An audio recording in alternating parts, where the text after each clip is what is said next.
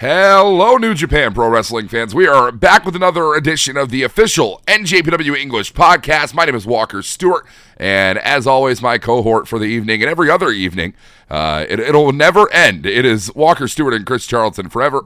And Chris Charlton, an absolute pleasure to have you back on the podcast, my friend. You did just seem like I'm a returning guest. Well, this is. No, it's great to have you back on the phone. It is our podcast. I do an intro, but that is there has never been another soul on this podcast for our iteration. You know, that's true. There was like a bit where Ninja Mac was nearly on one thing, and he was just like walking past.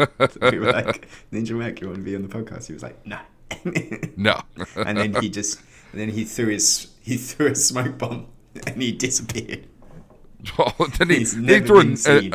He's never been seen anywhere. Well, I think it's because he threw a ninja star into the apron and it stuck in the. Do you remember that? That's the Super Junior. That was something. Well, we'll talk about our memories of this year.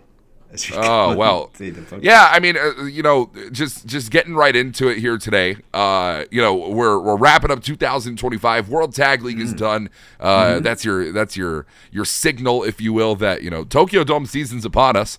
And Chris, you and I have talked a lot about the Tokyo Dome. Some might say not too much about the Tokyo Dome.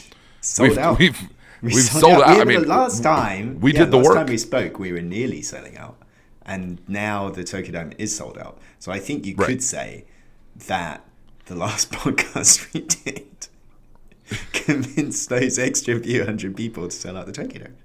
Yeah, well, I'll definitely take credit for that. Yeah, couldn't not say it. You're right. Yes. And like what we January 2nd, Ebrietis, you and me. Next time we do this podcast in a couple of weeks, it'll be live.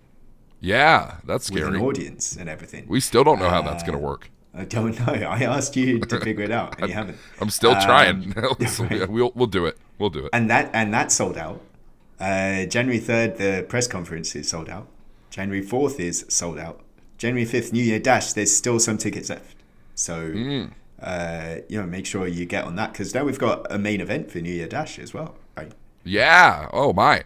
Well, that's something that we're all going to highlight. We're going to actually talk about World Tag League, a lot of that stuff. Usually we'll recap the previous tour, we'll preview the next series, and the announcements that have come. We are actually today, Chris, going to flip the script a little bit. We'll talk about World Tag League at the end because it's the end of the year. We're going to recap the entire year of 2025.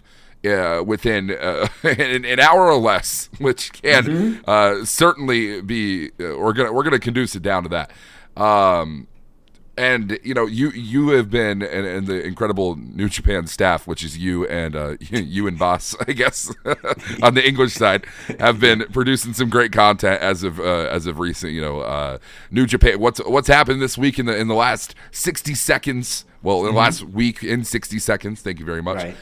But also the articles on NJPW1972.com where, you yourself have been looking back at everything that has happened in, January, February, March, and we're going all the way down the line. And so we're going to do that in an audio format today. Okay. All right. If we wrap a week in a minute now, so like we can get through the whole year, that's like 52 minutes. There we go. Yeah, that's good. I like that. We'll figure it out. That's what we can aim for. So I think one thing we like to do, the NJPW1972.com editorial board would like to do is go through each month of the year in the month of December and think of MVPs, matches, and moments of each month.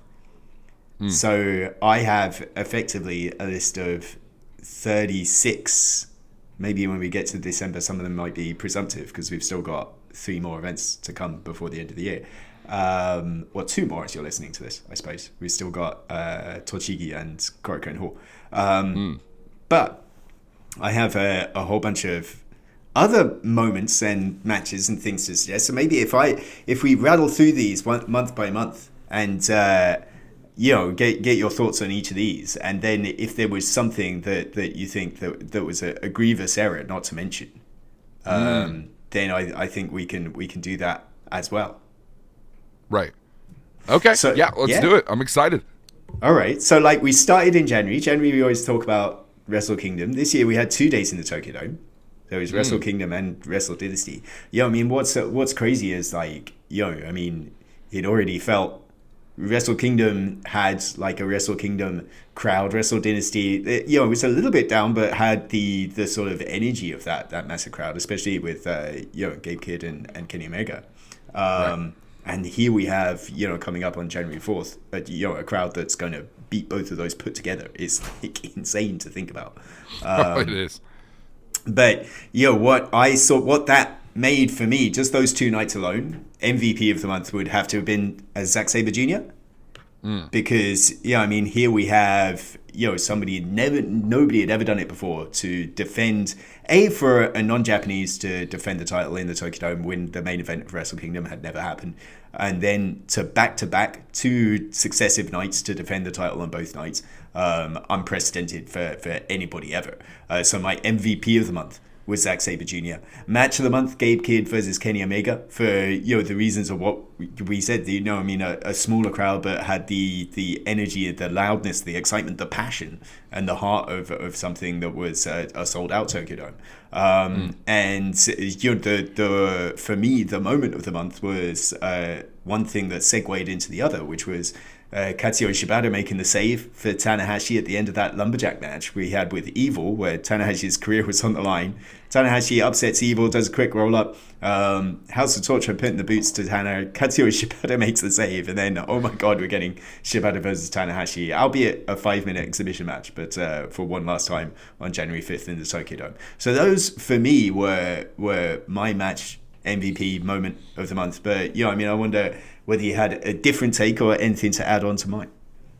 Yeah, I think that you hit on a lot of the major points. I think there is to talk about. I mean, January having the Tokyo Dome means there's, you could do an entire podcast talking all about what happened on back-to-back nights in the Tokyo Dome. I mean, a real start to the rise, I guess you could say, for Konosuke Takeshita in New Japan Pro Wrestling. Kicking off the year by winning the Never Openweight Championship, retaining the AEW International title at the time. I think that was a major point to see. I mean, and if you remember, it's hard to do so at this point in 2025 because of how far removed everything feels in the present day. But like seeing the Young Bucks randomly come back and win the IWGP Tag Team titles, and it was there was a lot that we saw in January that I think. We talk about it all the time, Chris, you and I, when it comes to like end of the year awards and polls and fan conversation and whatever. There's so much recency bias, right? To the point where we start talking about January and we kind of forget, like, oh my gosh, Sumi Sakai retired from pro wrestling back at Battle in the Valley in January. And, we saw Kid and Ishii go to a 30-minute time limit draw back in Battle in the Valley as well, right? So, you have kind of all these moments where, they layer and they layer and they layer and they build to, really everything that we saw toward the end of the year. But the major points with Zack Sabre Jr., with Gabe Kidd and Kenny Omega, I think you hit the nail right on the head there. And it's interesting we talk about a last time, the welcome back to an old friend for Hiroshi Tanahashi and Katsuyori Shibata, and now we're going to move all the way to January 4th, a full 365 days later. Hiroshi Tanahashi is saying hello and goodbye to yet another rival and partner and friend at certain points in career later on down the line, in Kazuchika Okada, right? Yeah. And I'm excited for it. I mean, talking about last year's Tokyo Dome's getting me amped up for this year's Tokyo Dome. We saw the kickoff to Road to New Beginning in January, and that kind of takes you into the February mark. So let's get into February now. Yeah. So I mean, February, like, I think that the moment could only be one, which was Hiroki Goto finally winning the big one, right? Finally winning the championship, in Osaka. That was, such and celebrating with his family as well, and the fact that his kids, when he was first challenging for the title, his kids were not even a twinkle in Hiroki Goto's eye, and he had the whole family, and then, the extended family of thousands and thousands, seeing Goto win the title. Match of the month, for me, Yota Tsuji and Gabe Kidd. Gabe Kidd, too, months in a row was putting out back-to-back match of the month level sort of performances, and that double KO, which really sort of set Tsuji and Gabe Kidd a new sort of chapter of their relationship, culminating by the end of this year, perhaps leading into the next year. But then my MVP, which might be something maybe a little bit off the beaten track, was El Desperado for February. Because he had Desperado winning the Junior Heavyweight Championship in unexpected circumstances after Doki came off the top rope and broke his arm, and then he had Desperado suddenly winning the championship, but instantly setting himself up as a fighting champion. Defended the title twice in February alone, right, in in January, I guess, San Jose, and then turned around and defended against Taiji Ishimori. Or was it Kosei Fujita? It was Kosei Fujita. It was Kosei Fujita, February. And then instantly Francesco Akira comes in. He accepts that challenge right off the bat. So it was setting this pace, this incredible pace that El Desperado would have up and through October, which, I think if it weren't for the recency bias that we have in professional wrestling, then I would say El Desperado would be New Japan's MVP, if you look at it on balance throughout 2025 in general. Yeah, I think that you take an approach with that one, yourself and the editorial board in New Japan Pro Wrestling. Taking, I guess, not the... I don't think it would be the most popular choice, I guess, for MVP, in my opinion. I think purely based on the fact that when I think about February of this year, I do only think about Hiroki Goto. And we saw incredible matches with Tsuji and Kidd, and I one of my favorite matches of the entire year that has kind of gone unsung because of what followed it. Konosuke Takeshita and Bolton Oleg back in Osaka. That was great. That was great, and that led to another great Osaka fight for them later on in June. What we'll get to. So that was a big favorite for me as well. That New Beginning in Osaka event might be my favorite New Japan Pro Wrestling event of the year, and I might say that multiple times on this podcast today because I love professional wrestling. I don't know if you knew that, Chris.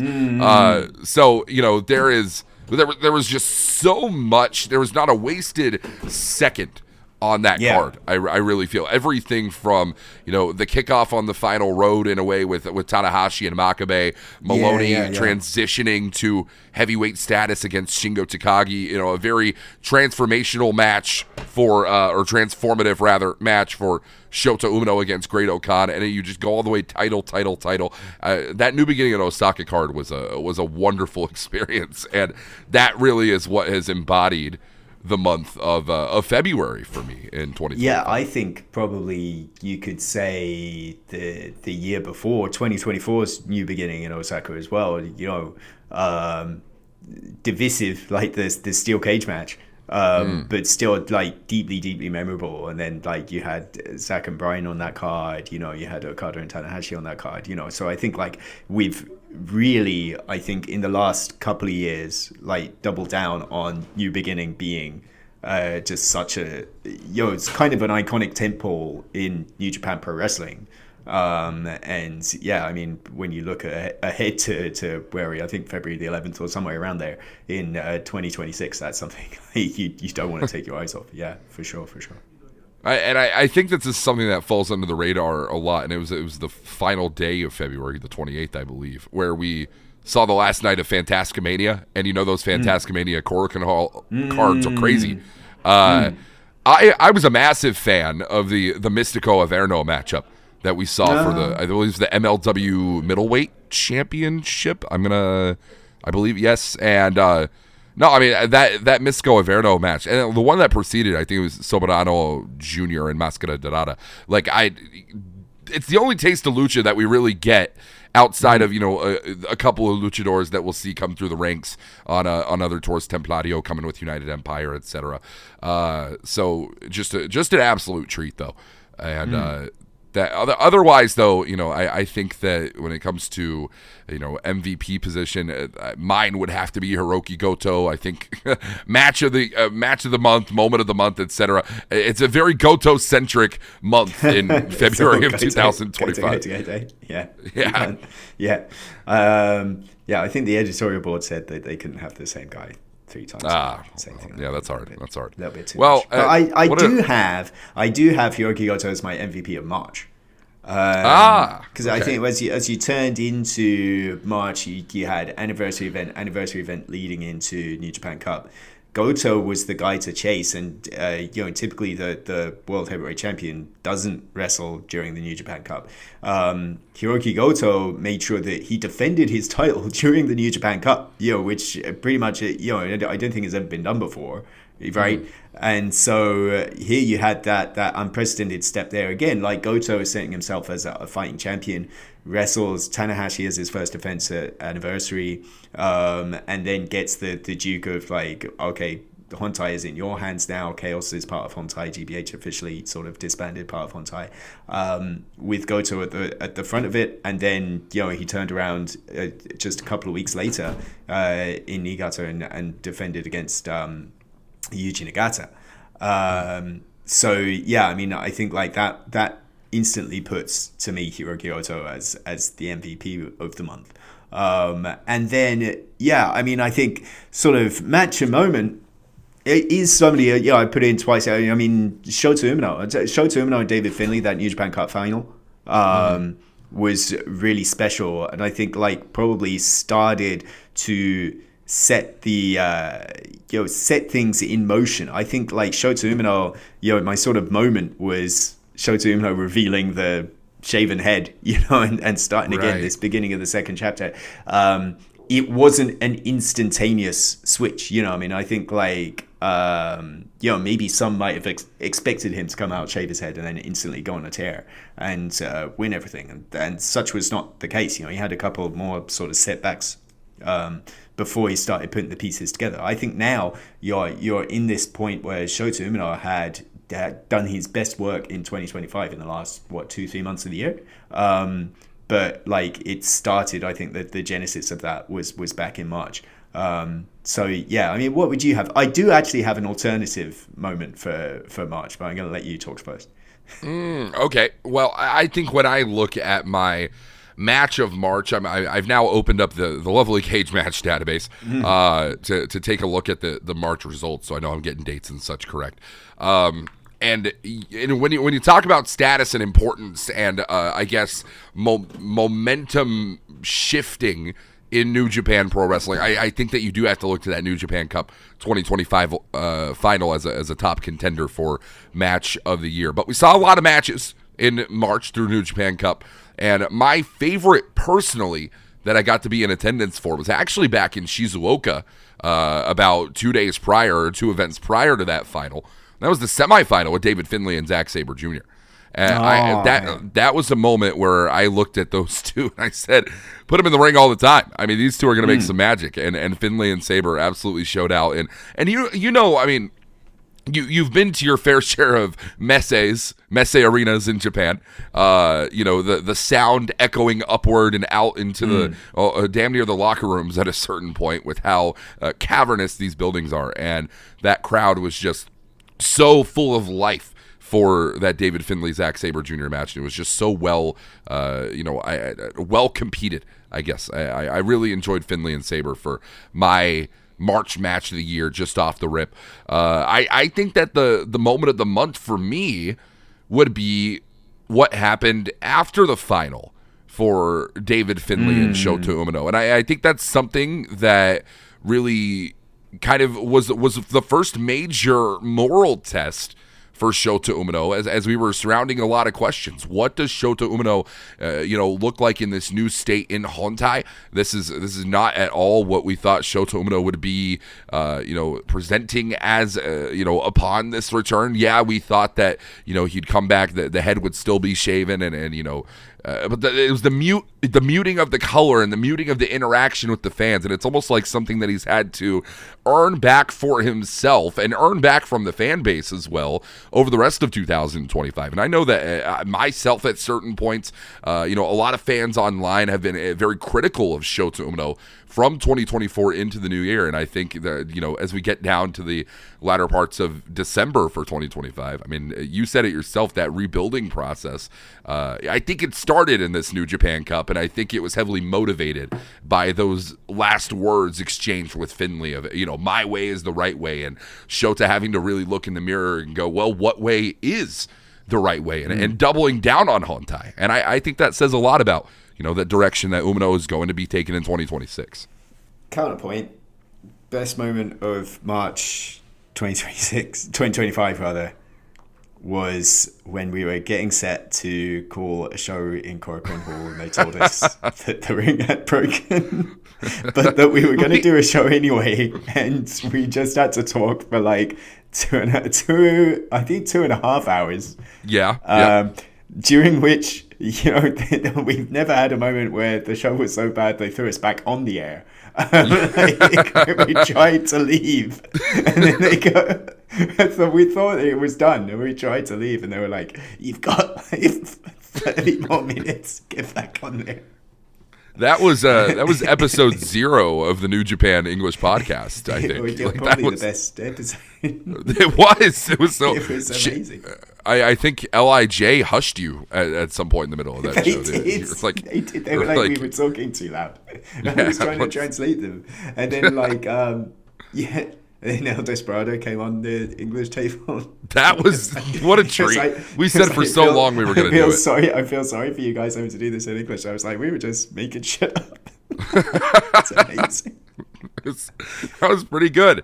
Oh, man. Scrap everything I just said. I think I found my new moment of the month. Yeah. It is like, I think they did keep the archives amazingly. So, yeah, no way. You gotta be kidding. It's still on World. I don't want to ever see it again because it would ruin the magic. But, oh, man. Yeah, it was fun to live through. I bet it was horrible to watch. Yeah. But I think we paid all of those, or Desperado, going off of him, paid every fan back in full when they were sold out for Korakuen Hall in April. And my match for April was the Road to Junior Genesis, or Sakura Junior Genesis. I can't remember what we called it. El Desperado versus Clark Connor's hardcore match for the Junior Heavyweight Championship. God damn. Like, it was incredibly hard hitting. You nearly died. That was pretty great because a bit of a chair flew off and nearly decapitated you. That was awesome. There was broken glass bottles and Desperado giving a spinebuster to Clark Connors from the top rope to the outside through 2 tables. Just insane. I think that was a real sort of signifier of El Desperado's reign, a real solid point, and of how great Clark was in that spot as well. And I think Clark Connors, gravely sort of, maybe like by his own modesty, perhaps. I said before, I think Clark Connors needs to be a lot more selfish in 2026, and I'd look forward to seeing it next time we see him. That was definitely my match of the month. Moment of the month, I'm going to go to Chicago.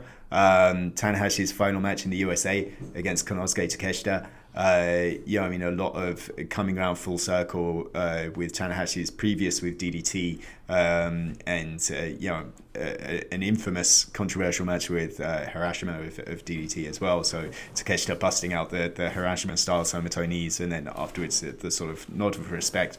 I would say Tanahashi's sort of final moments in the USA would be my pick for there. And then another sort of maybe more controversial pick for MVP of the month would be Callum Newman. Here you had a guy who had come back from a severe knee injury, like the worst injury he'd ever had in his career. Came back alongside Jeff Cobb, wins the IWGP, beats Tetsuya Naito to win the IWGP Tag Team Championships. And in a sort of wave of sort of controversial moments that we knew within a few days of one another and a few days of that match that Tetsuya Naito was leaving, that Jeff Cobb was leaving, had left, and Callum Newman had to vacate those championships. but immediately gets back on the horse, sort of asserts his own direction and says, I'm going to challenge for the World Heavyweight Championship. And by the end of the month, like, he and Great-O-Khan had won those IWGP tag titles back. So, I mean, that set Callum Newman on the sort of course to Wrestle Kingdom that we're seeing over the last couple of weeks. But I would say, Callum sort of stepping up in a major way sort of made him MVP of April. It's really hard to argue against anything that you just said. I mean, I'm taking a look at the month of April, and there was some heavy action. I mean, Goto, David Finlay for the world title back at Sakura Genesis. I thought it was a absolutely phenomenal matchup. Konosuke Takeshita, Hiroshi Tanahashi. I think for me, match of the month for April would go to Takeshita and Tanahashi, and it's what we call in the business a vibes match, right, Chris? Mm-hmm. I mean, it was, and we're going to be saying that heading into the main event of the Tokyo Dome. It's going to be the vibes. It's going to be the energy, the electricity. That Chicago crowd knew, because it had been advertised as the final U.S. appearance for the Ace of the Universe, Hiroshi Tanahashi, and it comes against a man that American audiences have come to really attach themselves to and adore in Konosuke Takeshita. A lot of that AEW fan base that came over to a New Japan Pro Wrestling event for the first time just because they were going to see Takeshita take on this legendary figure they'd heard of in Tanahashi, right? And I think that it really showed in the Wintrust Arena. I thought Takeshita defeating Tanahashi was just an absolute phenomenal spectacle. I take my moment of April to a bit of a different point, and it wasn't the final match for Tetsuya Naito and Bushi in New Japan Pro Wrestling. That would come later on in May, I believe, but it was the final homecoming to Hiroshima for Naito and Hiromu against Taichi and Tomohiro Ishii. That semi-main event it was a great match, and the crowd was hot for it, and it was very emotional. It felt like it felt like the true send-off to me for Naito. And I know that we saw, Naito and Bushi say goodbye, I believe, somewhere around the Wrestling Dontaku point in May, but that Red Zone in Hiroshima send-off was certainly, it felt like, okay, yeah, we have to fulfill the rest of the matches that we have scheduled for our upcoming cards, but this is the special moment, and I think that the post match for that, heading to, we crown new tag team champions later on that night, and Newman and Okan, the way you talked about earlier. So, but I have to give Naito that that flower there. I think going for MVP of the month for Callum Newman is not a bad stab. And the part of the reason that it's a little difficult to pinpoint is because throughout April we highlighted a lot of different divisions and low-lighted others, if that makes sense. Like, okay, we had the junior titles in the main events in Korakuen. We saw a lot of championships defended in Sakura Genesis, but then, the world title semi-main event to Takeshita and Tanahashi, and that's going to be a conversation we have at Wrestle Kingdom to kick off 2026. And, a lot of action that just kind of people were still trying to find their groove heading in to that Dontaku season as the road to had begun, right? So I think that Callum Newman, not being a bad shout there, and to be honest with you, Chris, I wouldn't argue with you if maybe not MVP of the month, but at least unsung player of the month could go to Callum Newman for his May performance against Goto for the world title. Yeah, I mean, I think that was something I considered sort of long and hard. I thought the Callum Newman Goto match was great in May. I ended up thinking that for me, what edged it a little bit was the steel cage match between House of Torture and Bullet Club War Dogs. Right. A lot of sort of carnage, a lot of blood, a different feel, I think, to the first Dog Pound Steel Cage match that we saw.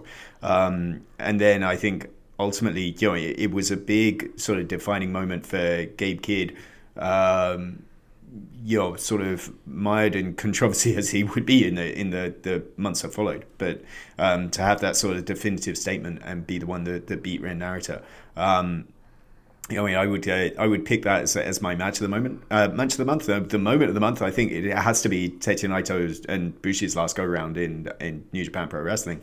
Right. The sort of last fist bumps, the last roll call, and then them coming back out and having the sort of last group picture with Yota Tsuji in dead center, right? Right. I think like that was a key. When we talked about where we are, sort of 7 months later, of Yota Tsuji having that torch as the guy, or like I mean, whether unaffiliated is a group or not, but the focal point of those people, and potentially the focal point of all of New Japan Pro Wrestling. But it wasn't just Dontaku. I mean, May wasn't just about Dontaku. It wasn't just those 2 nights. And so my MVP of the month would go to Kosei Fujita, who went on to Best of the Super Juniors with a sort of redoubled motivation, with a new finish, and then getting to the point where, although the Best of the Super Junior finals was right at the start of June, his performances that got him there were all the way through May, and so Fujita was my pick for MVP in May. Yeah, I mean, it's really hard to argue these points. I mean, and I think that May also being a month of, okay, we have the Dontaku series in Fukuoka for 2 nights, and then you change pace over to, all right, the heavyweights are going to compete, at Resurgence in Ontario, by the way. The world heavyweight title defended by Goto and Zack Sabre Jr., that controversial ending to that matchup. And then you go, all right, well, heavyweights, you get your time off, and now it's junior heavyweight time. This I don't want to say flipping of the season, but the cycling in and out. It is the way of the world in New Japan. I think that a couple of things that are probably going to go unsung from May is one of which being the end of the reign for Mercedes Moné in New Japan. That happened back at Resurgence in May. That was Azumi putting down Mercedes in that 3-way with Mina Shirakawa as well. And that would kind of go on to see what we have set up now for the Tokyo Dome. Azumi would lose that Strong Women's Championship in a stardom match come September to Saya Kamitani, and then Kamitani now facing Shuri for the IWGP and Strong Women's Championship double title match upcoming at the Tokyo Dome. So, but that wouldn't be the collision course we would have been set for if Mercedes Moné would not have lost to Azumi on that night in the main event. I think it shocked a lot of people for that to be in the main event over the IWGP belt as well. And I think that there is a lot of credit to be given to the fact that while, yes, the IWGP World Heavyweight Championship is the creme de la creme of professional wrestling titles, you also have to take a look from the perspective of highlighting women in sports and highlighting women in professional wrestling. And it's something that, there's been some conversation and debate about on the New Japan side at points. And, I just think it was great to see those women in that position. Best of the Super Junior all around was an incredible tournament. Kosei Fujita, a standout performance in the tournament. I don't really have any arguments with the editorial board's choices on that one. Okay. And yeah. You might have arguments with the June choices, perhaps. Maybe not the top 2. So, the editorial board match of the month for June went with Goto and Zack Sabre Jr. Tanahashi Jam. What a great world title match that was. And, Zack getting up to his second reign, which was defined in a different way, defined by being a lot more aggressive, a lot more harsh, and not necessarily pandering to a lot of the media as Zack kind of was wont to do, but sort of, as he said, sort of embracing his more prickish side, and the desire for Hiroki Goto to retain that title, having to have his arm broken in order to eventually give up on retaining that championship. I thought that Tanahashi Jam main event was sensational. Moment of the month then, if match of the month can't be Goto and Zack Sabre Jr., the moment of the month goes to El Desperado and Jun Kasai. I think that the Death Pain Invitational, the something that a match like that is always going to be divisive, and I'm not a deathmatch guy, so it's not my sort of flavor of ice cream, so to speak. But for the junior heavyweight championship under El Desperado to be defended in that kind of environment, sort of spoke to the fact that he was doing all of these very daring and very different things with that championship. And so you can't help but respect that. But getting the respectful nod for MVP of the month, which I don't think anybody would agree with me on, or the editorial board, Evil. He had, somebody that on the brink of losing the dog pound steel cage match, you kind of think, frame it in terms of War Dogs versus United Empire. After that steel cage match, even members of the United Empire would say, even Callum Newman would say that first dog pound steel cage match dealt irreparable damage to the United Empire. And you would think that the same thing would happen to House of Torture, but Evil got right back on the horse, so to speak. And then you turned around to Dominion, where that event was all about House of Torture, rightly or wrongly. I'm not saying that necessarily that MVP should be the most popular player, but certainly in terms of significance and the mark that he had on the month, I think you have to go with Evil as MVP for June. Yeah, and all the changes within House of Torture, Don Fale, Doki, Chase Owens, the Doki play leading to more championship gold, not just in June, but a few months later down the line that we'll talk about as well, over El Desperado for the junior heavyweight singles championship to come the way of House of Torture as well. I mean, if you're calling Evil as the man who called those plays, plus put down David Finlay in that dog collar death match at Dominion, yeah, I think you absolutely have to. I hate to say it, I think you have to look toward. Evil being in that conversation for MVP, other people that could be in that conversation for MVP as well, Gabe Kidd, Yota Tsuji, El Desperado, even again, I think another conversation piece. You know who I finally became sold on in New Japan Pro Wrestling back in June? It was a conversation that I had with you a few times. There was one wrestler that I had a fascination with. I love calling his matches. I love seeing him inside a ring. I could not understand him for the life of me, and I think that there are some people that are still on that road. It was June 1st where we main evented with Kosei Fujita and Yo. And Yo, ever an enigmatic individual. I put that very, very close to, top match for June, from the perspective of finally coming to an understanding of who Yo is, to the barest of ways, at the very least, because that's a very layered individual. But you saw, it's because Yo made it easy for you in that match, right? Yo bared his heart in that match against Kosei Fujita, and I think it says a lot about the fact that following that final, yes, we said, and your new Best of the Super Junior winner, Kosei Fujita, but we spent a lot of time in the following weeks talking about Yo in the moments that we would see him. So, I think in that way, for matches that made an individual for me, Yo and Kosei Fujita, different sides of that coin. Fujita from a success standpoint, Yo from a personality and from a motivation standpoint. Someone that is very easy now for me to completely invest in even in a loss, and I think that there's a lot of power in that. So I think for me, it's that Best of the Super Junior 32 final, but the World Championship match as well, Tanahashi Jam. Absolutely spectacular. It took a while for people to see it. We had to wait a little bit of a tape delay, but nevertheless, I thought that was a great one. So good month of June. Absolutely great month of June. Yeah, but then when you look at July, it's so hard to do July. I think July and August, because it's G1 season, so there's so much stuff happening all the time, and you had the lead up to the G1 New Japan Soul as well, so I think it could come close with things like Gabe Kidd and Tanahashi. I think a very sort of significant memorable moment was Gabe Kidd's injury and his reaction to that, but what I went for moment of the month was Taichi getting his shot in the G1. Having lost his qualifying and then kind of feeling, at 45, that this whole thing has passed me by. I don't have it anymore. To get that sort of second chance for a match and that incredible final stretch that he had with Ishii as well.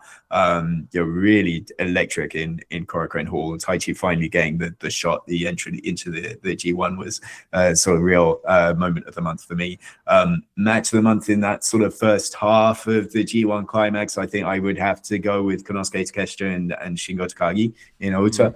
And just that rematch from the Tokyo Dome, I think a much more sort of compelling match, perhaps. I think, but maybe because you were in a more sort of intimate setting, in a main event setting as well. I think like that was significant to it. And Takagi just fading away in the grips of that chicken wing was very memorable for me. And then again, a little bit off the beaten path for MVP. I'm going to go with Drilla Maloney.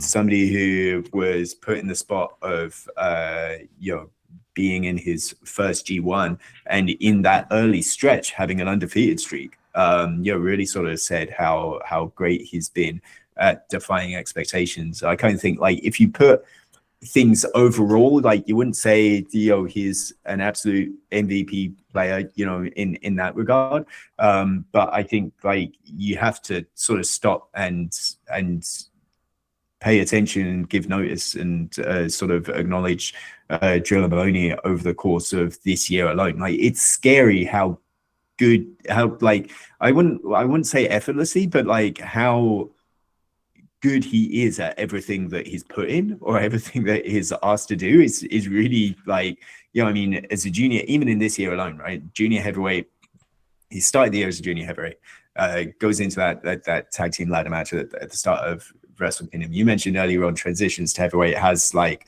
that banger of like the back and forth physical style with Shingo Takagi. It has similarly, great matches with Ishii.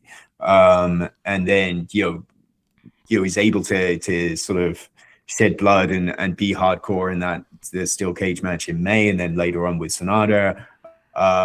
He was great in these early spots of the G1. I kind of think like the only position, I mean, even when we ask him to do commentary on the desk, like he's a natural at it. Like it's so easy for him to do. I mean, I think the only spot that he's yet to be put into is in a sort of main event world heavyweight championship caliber matchup. And so I think that's the only spot where people might say, oh, Drilla's not a capital TG the guy yet. But I mean, I think that's only because he hasn't been put in that position yet. I think like if he is like, because he just excels at everything. I mean, I think Maloney is, definitely like circle him twice as somebody that's going to be in the top flight next year. Yeah, absolutely. So, I mean, I think if you're talking a current gen MVP of the month and taking on a new challenge, I think that you look at Drilla Maloney. I think if you look to like almost a spiritual successor of that, or predecessor of that, if you will, based off of age at the very least, I think you look to Hiroshi Tanahashi as a bit of an MVP for the month as well. And no, it doesn't come off of results entirely, but it certainly comes off of the fact that knowing he's calling it a career, coming up just 6 months after the G1, 5-6 months after, Tanahashi saying, yeah, I'll compete in one last G1. I mean, it's no secret that Hiroshi Tanahashi's body is not what it has been in years past.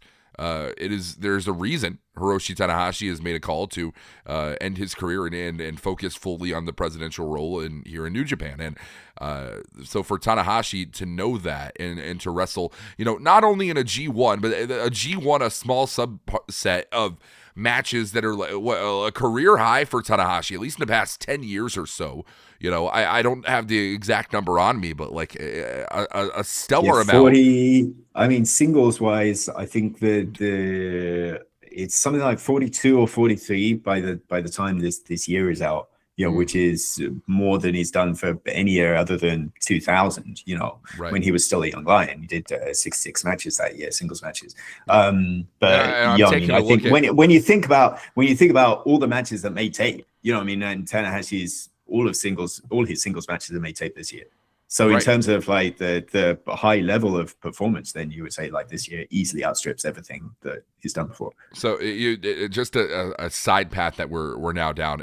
2005, Tanahashi wrestled 145 matches, which as of the recording of this, which is right before the kickoff to the Road to Tokyo Dome event in Gunma, he is currently at 145 matches. He'll end 2025 at 148 when all is said and done after the 3 junior singles matches he's going to have in the main events, Gunma, Tochigi, and Korakuen Hall.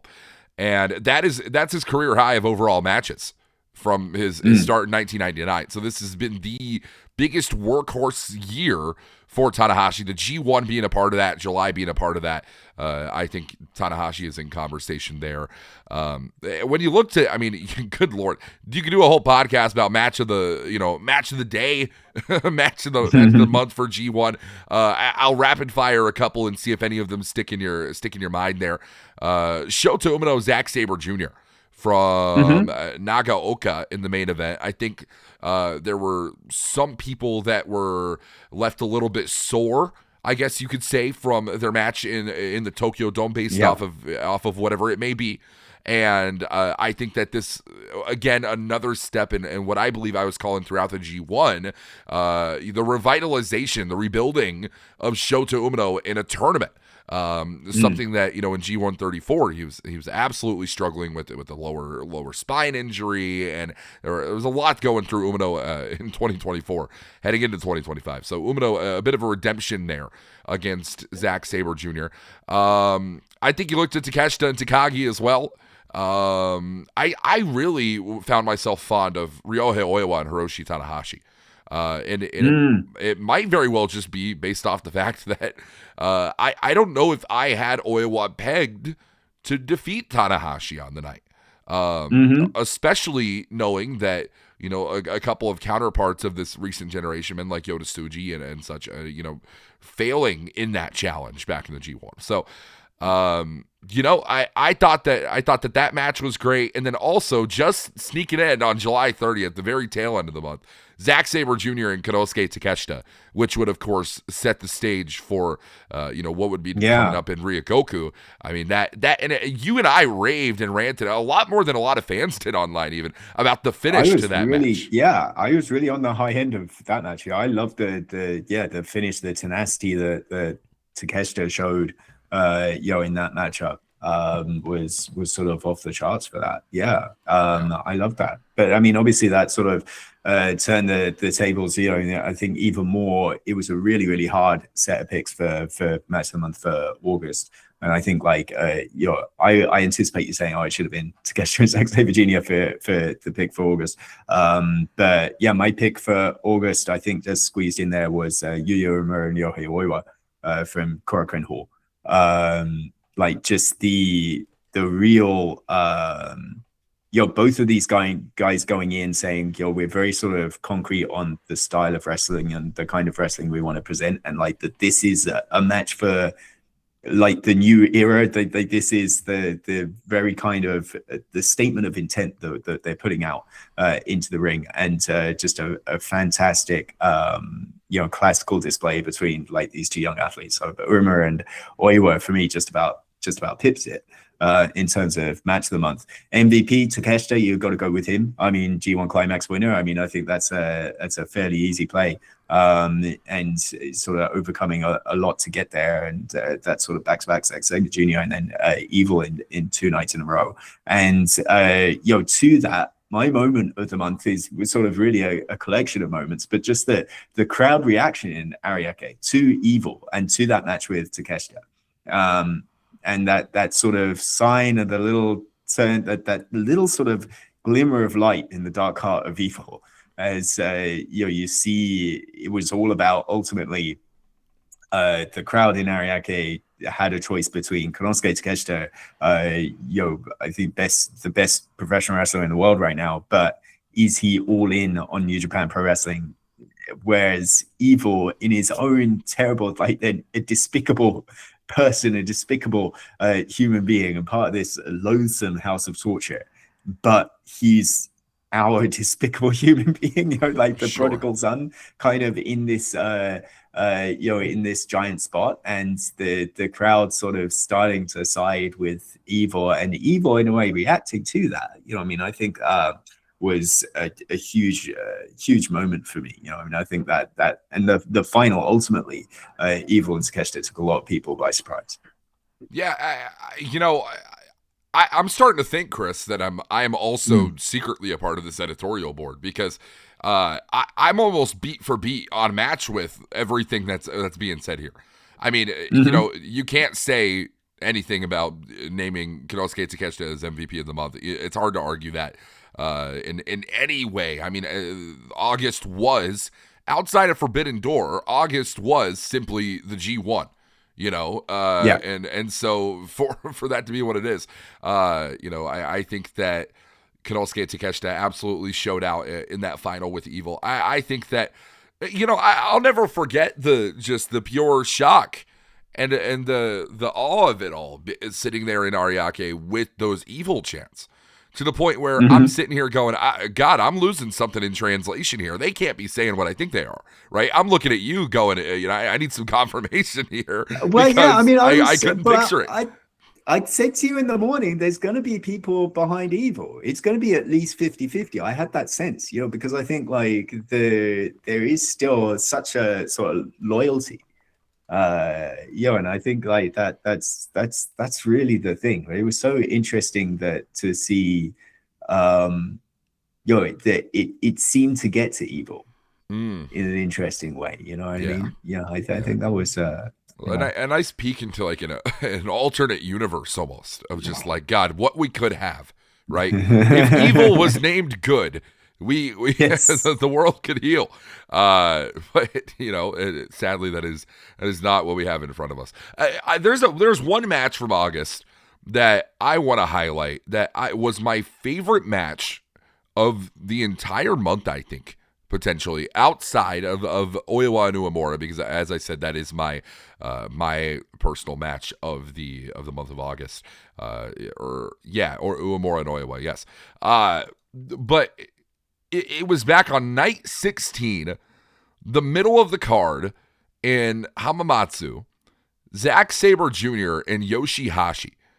An unprecedented run for Yoshihashi in G1 this year, and part of which coming off the back of the injury for Gabe Kidd, putting a couple more points on the board for Yoshihashi. I believe it was Yoshihashi walked in on 8 points, Zack Sabre on 12, and just the story unfolding of, Yoshihashi not only fighting this G1 for himself, but fighting it for Goto, who could not compete in this year's G1 due to Zack Sabre Jr. injuring the former world champion, and just what unfolded in that ring over the course of 17 minutes. I just thought it was phenomenal, and it was something that I think a lot of people on paper go, oh, well, Zack Sabre Jr. is going to wrestle Yoshihashi. Okay. I think a lot of people, and wrongfully so, in my opinion, another individual I've turned the corner on heavily in the past few years here has been Yoshihashi. I mean, this is a guy, good God, Chris. I love this dude. Yoshihashi's awesome. All right. Like I'm gonna start, you know what? We're gonna end this call. And I'm going to go fire up Audacity. I'm going to start the Yoshihashi Fan Club podcast. Yeah, okay. And you could get that fan. that one singular fan. Give me a break. There's some, and we've seen them in person. I mean, they are real, the Yoshihashi fans. It was, I would like, just to diverge, because that clip is so famous, right? Of the young lady they interviewing. Yeah, and in Korakuen Hall, it's like, and if you haven't seen it, it's just like it's during one of our G1 documentaries, and they're asking the fans, like, who do you support, and she goes Yoshihashi, and basically whoever's interview is like, why? And she sort of breaks down. It's like, he tells us what it means to believe in himself, and he wants us to believe in him, so I believe in him, kind of thing. And it's such an adorable thing, but. And so often in wrestling, you kind of think, whatever happened to ... right? Right. Like that, the little kid that yells Brett as he's walking down the Brett, the aisleway, yeah. What happened to that kid? That's what we want to know. I saw a documentary. Tanahashi was, CBS have a late night series of sports documentaries called Get Sports, and Tanahashi's retirement road was the subject of the episode this week. And I know you might have seen like this very famous shot from Sendai Sun Plaza in 2011, and like Tanahashi has this defense of the world title. I think it was his first of that reign after he'd beaten Kojima. And Sendai was sold out, so like that was a big deal for him. And like Tanahashi's making this rounds, and like there's this little 8-year-old girl that plants a big smacker of a kiss on his cheek, right? Yeah. And yeah, so in this documentary, there was like, and here she is now, like, and she's like this 22-year-old woman now who's still like a Tanahashi super fan, and Tana met up with her afterwards, and they had like a little chit chat and things like that. And it was a really sort of touching thing of like, wrestling still being so close to her heart and like her family, over the years, and being a sort of source of so much motivation. It was like really touching. Wow. So, yeah, I mean, yeah. I love it. And I'm gonna be that for Yoshihashi. I'm gonna put a big fat kiss on the side of the cheek of Yoshihashi. I'm gonna say, "You get it, ganbate." Yeah, go on. But I love that match. I sing its praises all over. No one listened to me. It's fine. I love it. Zack Sabre Jr. Yoshihashi. Not to mention, I mean, a couple other Zack Sabre and Shingo. I mean, we've seen it a million times. It's been great a million times. You know what you're gonna get out of those two, and we got that back in Osaka in the G1. Finley and Tsuji was another one that I was a fan of. Another pair of guys that I just love seeing them inside that ring. And that the month of August came to a close. I went to London. That was weird. Who let me into that country? Weird. You were like, you were barely there as well. Like, I think I was in London more that weekend than you were. Yeah, right. I was in for 12 hours. Insane. I wasn't even working for the show. Yeah. So we turned the corner from August to September. You said, like, I agree with you that perhaps New Beginning Osaka would be sort of show of the year for New Japan Pro Wrestling this year. I think, maybe a little bit unsung, with Destruction a close second for me in Kobe. A really great crowd, big crowd on hand. And again, another one of those shows where there's everything was happening in every single match. And there was like things to look forward to the next month by the end of them. Like everything on that show really resonated with me. And I think the one match that resonated with me the most on that night was Shingo Takagi and Gabe Kidd for the IWGP Global Championship. You had that series of the unaffiliated versus the War Dogs all the way through the night. But kind of, I think the peak of that for me was, just how physical Gabe and Shingo went at it. And, obviously, that massive Made in Japan through the tables was a memorable spot of that match for sure. Definitely that was, you could make an argument. I think, again, Finley and Tsuji really killed it in that. I think Ren Narita and Zack Sabre Jr. was very good as well. I think Gabe Kidd and Shingo Takagi really knocked out the park in that one. The people that knocked out the park, I have a joint MVP for September. And that comes off of the guys that really knocked out the park in Kobe, and that's Oscar and Yuto Ice, Knockout Brothers. Coming back from Excursion, their first full tour being their sort of re-debuts being in September. Absolutely crushed it every single night. Dominant all the way through the tour. I think they only dropped one multi-man tag match. And then, here you go. So many times you have people that are so dominant in the lead up, and then they whiff it in the actual big match. But here they followed through as well. It was a great match with Ishii and Taichi, and they come out as IWGP Tag Team Champions. So I think, like, from September 1st to September 30th, I don't think anybody had put it together on the level that Oscar and Yuto Ice did. And so, that for that. And I think, that sort of September tour, we have to think about the Battle Line Hokkaido series that we did, that nice little tour all the way up north. And my pick for moment of the month comes from that tour. And that was the return and the exit of Takashi Iizuka. Suddenly pops up is like, the throwbacks to Great Bash Heel era Iizuka in, the birth of the monster that was Takashi Iizuka after he used to be such a nice man, and then suddenly flipped the switch, became a deranged monster in GBH. And when Hardcore Yano reformed GBH for one night, Iizuka comes in, wreck shop, and then he just disappears. He stomps off and he's gone forever again. So I think Iizuka's random return takes moment of the month for me. I think that we have to really break down the science as to how Takashi Iizuka retired from professional wrestling and every time he comes back is in the best shape I have ever seen a man be. Crazy. Well, I think it's something to do with that iron finger and like the spiritual weird demons that are in there. Yeah, it's crazy. I for match of the month for September, it almost feels a little non-canon to have the discussion about this because it did fly a bit under the radar. But that Shinnichi Champion pay-per-view that saw the main event of Taichi Sabre Taguchi Ishii against Fujita Oiwa, Umino Inuamura, that battle, sort of the generations there. That was fantastic. Yeah. I mean, it just from there was no true, we didn't have a build to it. There wasn't, here's a major story that we have to discuss coming in. It is truly just a battle of generations that was awesome. It was like, all right, this is you got a great look of like, this is what our current generation and the future to come, the level is at, and this is the guys that can still go. And I think it was wonderful. I think that's a point to talk about. But the major point, of course, being destruction in Kobe. And I beat for beat agree with you again. Kid and Shingo, easily my favorite match, especially any championship match that we saw. I think it was cool. It was a nice little thing to be able to call the GHC Junior Heavyweight title for the first time. And I know it was your first time as well, getting your hands on the Global Honor crown under your name. And so Chris Charlton, GHC Junior Heavyweight Champion.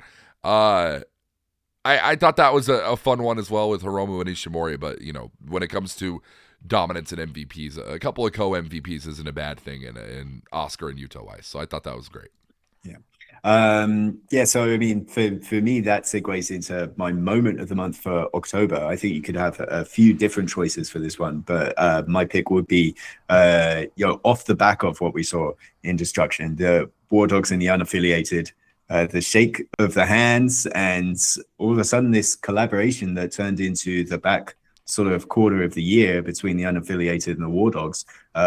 For better or for worse, sometimes a few bumps in the road for all the people involved in that one, but it set up some really interesting combinations, especially as when we got into World Tag League.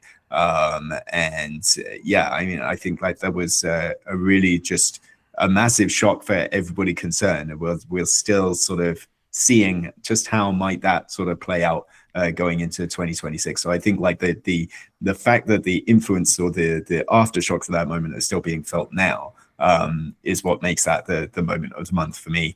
My match of the month for October, I'm going to have to go to Korakuen Hall just before King of Pro Wrestling, Yuya Uemura and Yuta Ice. That singles match, of course, Ice, having all of the pent-up aggression and frustration that stemmed from his debut on Valentine's Day of all days in 2021, lasting less than a minute, and him injuring his elbow, being out and having that his career sort of delayed, and then sort of making good on just wanting to fight the man. And it was a real fight, and I think like you had this because of that real fight as opposed to a pro wrestling match. It was much more of a street fight. That I think that brought out something so different in Yuya Uemura as well. I think one of the things that Ice has been great at in the last few months is that when I think like it sets him apart from a lot of the other members in his generation, where you kind of wonder with, say you have Shota versus X or Ryohei Oiwa versus Y, or even to an extent still Uemura versus Z or whatever. You kind of think, I wonder how Yuya's going to match up with this guy. I wonder how Shota's going to match up with this guy, right? But when you have Yuto in a matchup, you're always wondering about the other guy. You're wondering how is his opponent going to adapt to Ice, right? I think like that, it's the inverse. And I think like that's probably the key of what makes ice so special is that if you're now at this status where, and even though ice is far from the most technically gifted athlete on our roster, and he would tell you that, but when we get to next summer and Ice is going to be in his first G1, I would assume, right? But like you're going to circle all of those matches that he's on, because you're like, I wonder how those opponents are going to adapt to Yuto Ice. And I think like that is like a really sort of key distinction to make. And I think we saw that in my choice of match of the month. My MVP of the month is going to be very controversial. I'm going to say my MVP of the month was Show. And here you had, again, much the same reason as was for Evil back in June. Not exactly the most popular of choices, but the fact that, clearly, were it not for Show, well, yeah, I think you could easily say, were it not for Show, Doki would not be the IWGP Junior Heavyweight Champion. And from there, going on to, through the majority of Super Junior Tag League, where he and Doki were still undefeated. Him being, okay, it's a little bit sneaky to say someone who's very much in the support role be the MVP, but I think certainly he was the MVP for House of Torture through the month of October.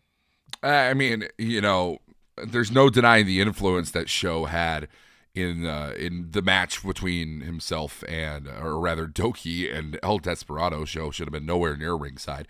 But to put him in MVP, Chris, I mean, that's okay. But let me find an argument for you here. And I think that there is a major one, and I know that the editorial board doesn't want to double up on MVPs, but the Walker Stewart's board is going to. Kenosuke Takeshita.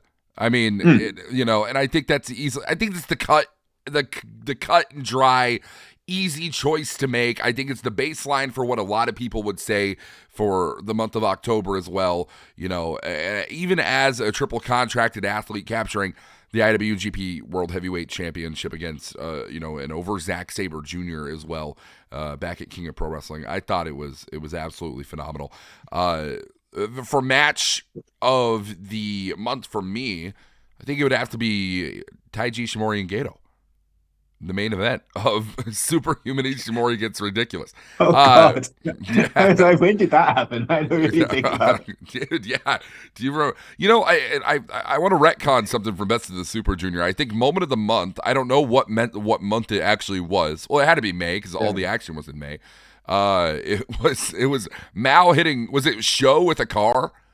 Mao hit someone with a car, and that needs to be highlighted. All right, documented and highlighted. Yeah, okay, yeah. I remember because Mao was in the Ishimori show as well, and I was like, oh my God, he did do that.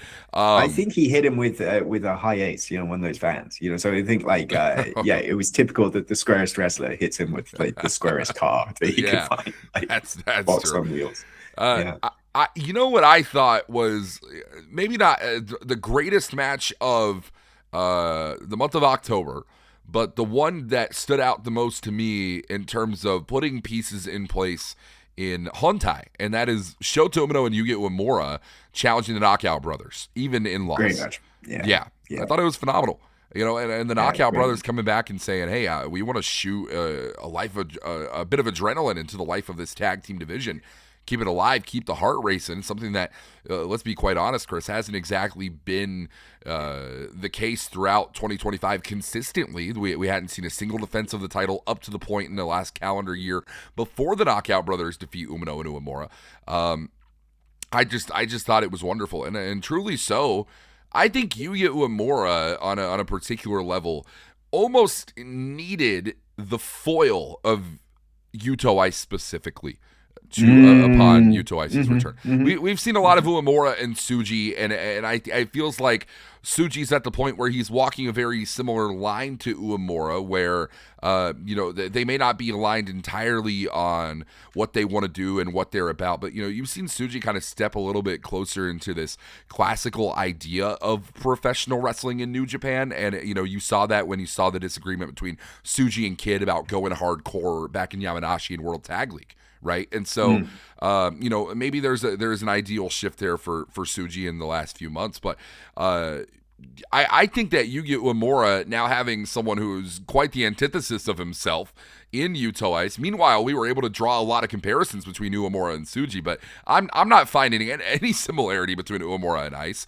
And I think that just opposites attract in pro wrestling. And so the Knockout Brothers versus that Hontai combination, I mean, seeing it at King of Pro Wrestling, seeing it later on in World Tag League, both great matches, and that's the one that I'm going to highlight for October. For November, I mean, I'm going to go with another tag team match for match of the month for November. And maybe it isn't, it might not have been the most watched match of November, perhaps, because it wasn't on the big stage of Final Homecoming or New Japan Road in Anjo or any of that stuff. It was the last night of league action for Super Junior Tag League. And it was Robbie X and Taiji Ishimori versus Robbie Eagles and Kotei Fujita. Absolutely could easily have been the final of any tournament you could think of. It's just unbelievable wall-to-wall action, start to finish. X was outstanding. Yeah, I think he's another guy that has I've spoken about it, that, somebody that's made the most of his minutes in this year, someone that's been given a couple of perhaps surprise opportunities that he wasn't expecting and then took the ball and ran with it. Him and Ishimori were great together. Eagles and Fujita always fantastic. And that to me just a spectacle, really what junior heavyweight tag team wrestling should be. But I think moment of the month, could it be any different? You could only have one choice, right? Tanahashi giving his last Ice mask to Anjo, and then the coin drop, the old Kazuchika Okada music, Gedo in the bandana where you can't see out of. Okada's still wearing the same shirt. He says the same lines that he did in 2012. Just like such a fantastic moment to set up Hiroshi Tanahashi's final match. But my MVP of the month would have to be Yota Tsuji. Who, I think you could make an argument that Tsuji and Tanahashi would be the sort of 1A match of the month for November. Fantastic match for the Global Heavyweight Championship. And then in that following moment, Tsuji saying to Tanahashi, leave New Japan Pro Wrestling to me. And that means that right at the end of the night, of course, he comes out to confront Takeshita and says, I need to take that championship from you. I need to be the champion, and I need to beat you for both of the titles come Wrestle Kingdom 20. So I think the Tsuji MVP, Tanahashi Okada is the moment. And match of the month, that fantastic match in Osaka. I want to highlight the conversation about Robbie X a little bit more when it comes to that match of the month that you listed, because it is 1A and 1B for me between that final Block B match of Super Junior Tag League and the Global Heavyweight title match with Yota Tsuji and Hiroshi Tanahashi. And I think 1C might even be Tanahashi and Yuto Ice in singles competition, just based off, again, that's a vibes pick potentially, but as a junior heavyweight, Chris, it is I'm not speaking from experience, definitely. No, I am definitely a junior heavyweight. Right. but as a I guess to put this in a greater perspective, it is already very difficult to establish yourself as an international talent in New Japan Pro Wrestling, especially one who does not live in the country the way that Robbie X, currently based out of England, right? It is doubly difficult, in my estimation, to try and establish yourself as a junior heavyweight, whether you are, consistently on the roster or otherwise, because there is a bit of you have to adapt. And people have to adapt to you as well. And so for those two combinations, as a junior heavyweight who is an international star, who has not exactly, been around for every single cup of coffee there is to be drank in New Japan Pro Wrestling, Robbie X, good God, man. Robbie X has shown everything that, and something tells me he has a lot more that he can show as well. I just see limitless potential in Robbie X, and I know that that's something that you'd been singing the praises of off of his time in the British independent scene, that where you first saw him. I was very unfamiliar with Robbie X up until we first saw him in New Japan back in the 2024 Super Junior Tag League, and I thought he was, impressive.